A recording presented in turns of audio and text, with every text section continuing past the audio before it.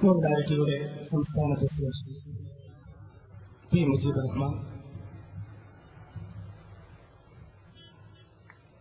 ഈ പോരാട്ടത്തിന്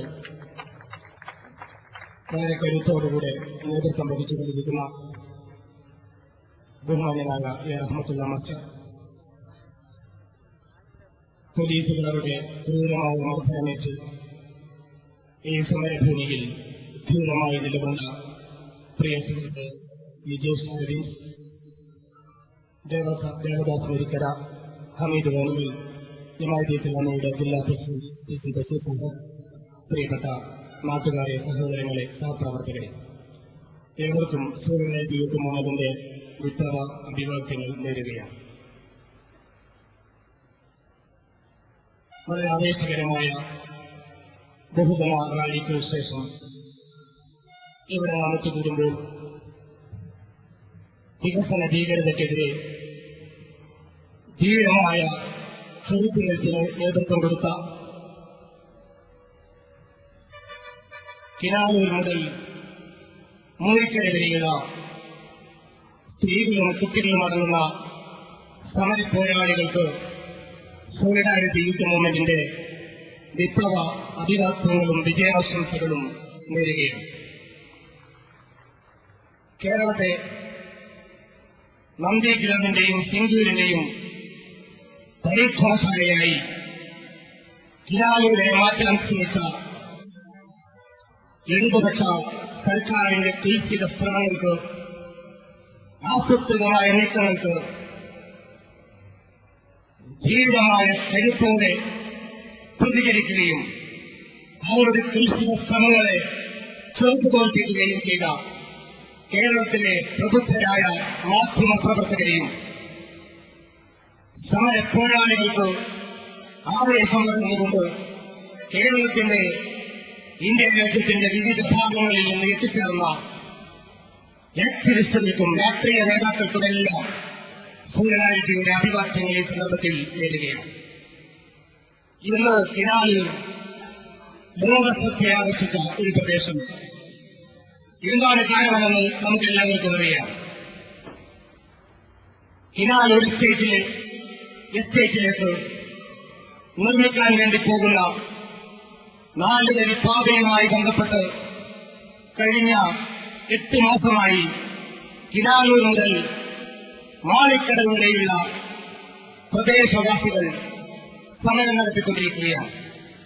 നിരവധി പോരാട്ടങ്ങളിലൂടെ ആ സമരങ്ങൾക്ക് നേതൃത്വം കൊടുക്കുന്ന ജനജാഗ്രത സമിതിയും അതിന്റെ തുടക്കം മുതൽ സോളിഡാരിറ്റി യൂത്ത് മൂവ്മെന്റും വിവിധ രാഷ്ട്രീയ സാമൂഹിക പ്രസ്ഥാനങ്ങളും ഈ പൊരുതുന്ന ജനതയുടെ കൂടെയുണ്ട്.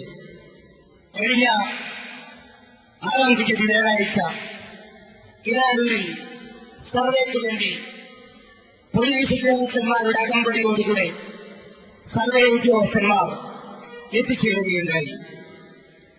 സ്വന്തം വീടും കിടപ്പാടവും കൃഷിയിടവും നഷ്ടപ്പെടുമെന്ന് വേദനയോടെ തിരിച്ചറിഞ്ഞ നൂറുകണക്കിന് ജനങ്ങൾ സമരവുമായി ധീരമായി ചെറുത്തു നിൽക്കാൻ വേണ്ടി കിനാലൂരിൽ എത്തിച്ചേർന്നു. വളരെ സമാധാനപരമായി മുദ്രാവാക്യം വലിച്ചുകൊണ്ട് സർവേ ഉദ്യോഗസ്ഥരെ പിരിഞ്ഞു പോകണമെന്നാവശ്യപ്പെട്ടുകൊണ്ട് സമര നേതാക്കളും പോരാളികളും ധർമ്മം നടത്തിക്കൊണ്ടിരിക്കുന്നതിനിടയിൽ പോലീസ് ക്രൂരമായി അഴിഞ്ഞാടുകയുണ്ടായി. എന്താണ് പോലീസിനെ പ്രചോദിപ്പിച്ചത് എന്നതിനെ കുറിച്ച് ഒരുപാട് വിശകലനങ്ങൾ നമുക്ക് മുമ്പിലുണ്ട്.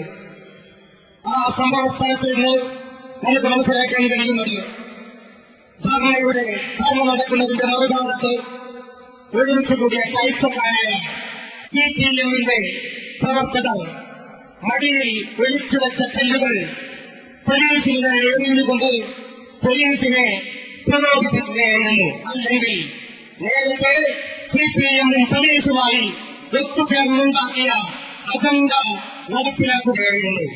പിന്നീട് സംഭവിച്ചത് സ്ത്രീകളിൽപ്പെടെയുള്ള പാവപ്പെട്ട പോരാളികളെ അല്ലെങ്കിൽ കിടപ്പാടം നഷ്ടപ്പെടുമ്പോൾ അതിന് ഒരു പരിഹാരം അർപ്പിച്ചുകൊണ്ട് ഇറങ്ങി വന്ന സമരക്കാരെ ക്രൂരമായി തല്ലിച്ചെടുക്കുകയായിരുന്നു.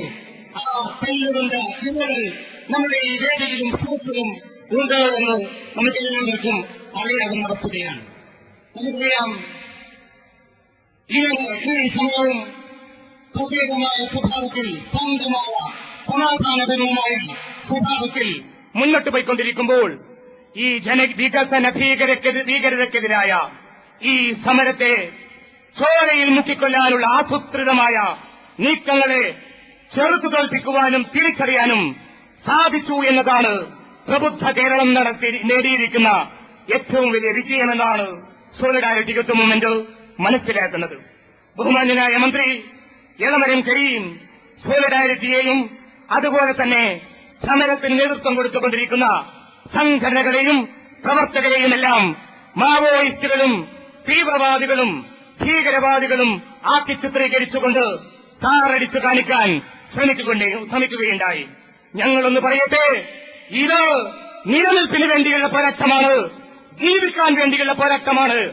അതുകൊണ്ട് നിങ്ങളുടെ ഭീഷണിയുടെ ഉമ്മത്തി കണ്ടുകൊണ്ട് ഈ പോരാളികൾ മടങ്ങുകയില്ല എന്ന് തിരിച്ചറിയാൻ നിങ്ങൾക്ക് സാധിക്കേണ്ടതായിട്ടുണ്ട്.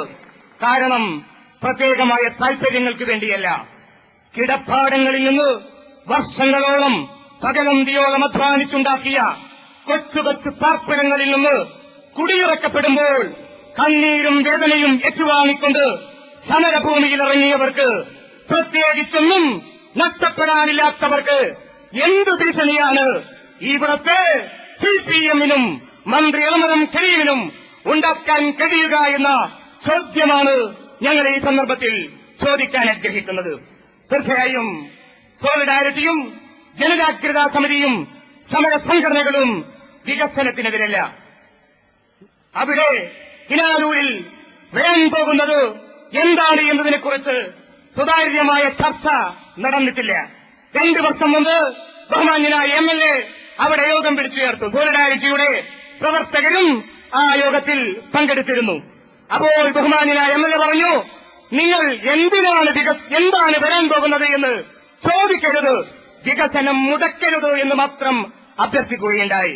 കലക്ടറേറ്റിൽ യോഗം വിളിച്ചു ചേർത്തു. ദിൽബക് സ്മിത്തിന്റെ ഉദ്യോഗസ്ഥന്മാർ പറഞ്ഞു, 100 മീറ്ററിൽ സർവേ നടത്തി 30 മീറ്ററിൽ 4 വരിപ്പാത പണിയാൻ വേണ്ടി പോകുകയാണ്.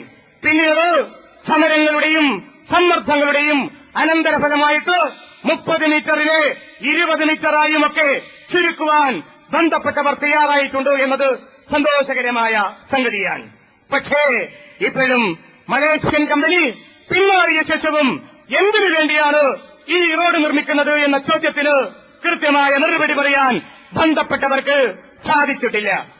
കൃത്യമായ ബദൽ മാർഗങ്ങൾ കലക്ടറുടെ മുമ്പിലും ബഹുമാന്യരായ ഉദ്യോഗസ്ഥന്മാരുടെ മുമ്പിലും മന്ത്രിയുടെ മുമ്പിലും വെച്ച ശേഷമാണ് ഈ പോരാട്ടവുമായി ജനജാഗ്രതാ സമിതിയും സോളിഡാരിറ്റിയും സമര പോരാട്ടത്തിന് നേതൃത്വം കൊടുത്തുകൊണ്ടിരിക്കുന്ന UDF സംഘടനകളും മുന്നോട്ട് പോയിക്കൊണ്ടിരിക്കുന്നത്. ഞങ്ങൾ മനസ്സിലാക്കുന്നത് പ്രത്യേകമായ താൽപര്യങ്ങൾ മുമ്പിൽ വെച്ചുകൊണ്ട് ഉള്ള ഒരു നീക്കം മന്ത്രി കരീമും CPM-ന്റെ നേതൃത്വവും നടത്തിക്കൊണ്ടിരിക്കുകയാണ്. ഈ ജനവിരുദ്ധമായ നീക്കങ്ങൾ മുന്നോട്ടു പോകുവാൻ കേരളീയ ജനത സമ്മതിക്കുകയില്ല എന്ന ഉജ്ജ്വലമായ ആഹ്വാനമാണ് കിനാലൂരിൽ സംഭവിച്ച സംഭവങ്ങളിലൂടെ നമുക്ക് ബോധ്യപ്പെടുന്നത്. ഈ ആമുഖ ഭാഷണം ഞാൻ അവസാനിപ്പിക്കുകയാണ്.